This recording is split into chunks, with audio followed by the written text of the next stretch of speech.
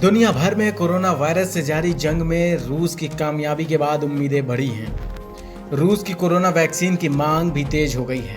खबर है कि रूस की कोरोना वैक्सीन स्पुतनिक वी को लेकर भारत समेत 20 देशों से ज्यादा देशों ने मांग की है।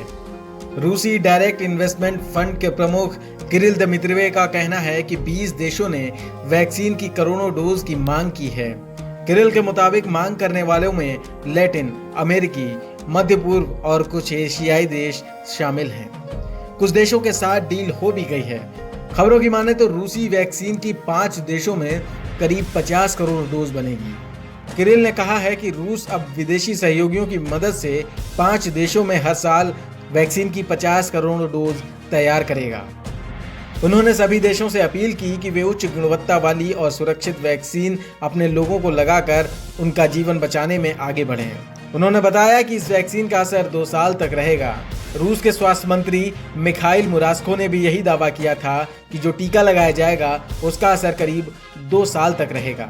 उप प्रधानमंत्री तात्याना गोविकोवा ने कहा कि डॉक्टरों को ये वैक्सीन इसी महीने लगनी शुरू हो जाएगी। गामलेया इंस्टीट्यूट के निदेशक प्रोफेसर अलेक्जेंडर गिट्सबर्ग ने मई में कहा था वे शोधकर्ता और वैक्सीन का परीक्षण खुद पर कर चुके हैं। रूस में बनकर तैयार हुई वैक्सीन को लेकर माना जा रहा है कि 1 जनवरी 2021 से सिविलियन सर्कुलेशन में ये वैक्सीन आ जाएगी। इसी दिन से आम लोगों तक इसकी पहुंच हो जाएगी। रूस द्वारा पंजीकृत इस वैक्सीन के प्रमाण पत्र के हवाले से मीडिया ने इस बात की सूचना दी। तास समाचार एजेंसी की रिपोर्ट के मुताबिक रूसी स्वास्थ्य मंत्री मिखाइल मुरास्को ने कहा, यहाँ के माइक्रोबायोलॉजी रिसर्च सेंटर गामलेया और रूसी रक्षा मंत्रालय द्वारा संयुक्त रूप से विकसित कोविड-19 वैक्सीन सबसे पहले चिकित्सा कर्मियों और शिक्षकों को दी जाएगी। उन्होंने कहा कि हम आम लोगों में चरणबद्ध तरीके से इसका उपयोग करना शुरू करेंगे। इसमें सबसे पहले प्राथमिकता उन्हें दी जाएगी जो काम के सिलसिले में संक्रमित व्यक्ति के संपर्क में आते हैं, यानी चिकित्सा कर्मियों को। इसके अलावा ये उन्हें भी पहले मुहैया कराई जाएगी जो बच्चों की सेहत के लिए जिम्मेदार हैं, यानी शिक्षक।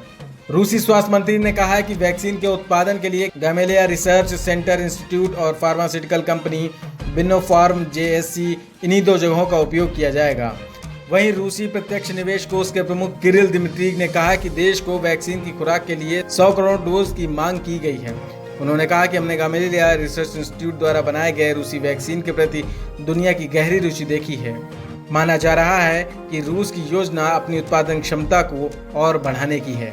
News room post, Delhi.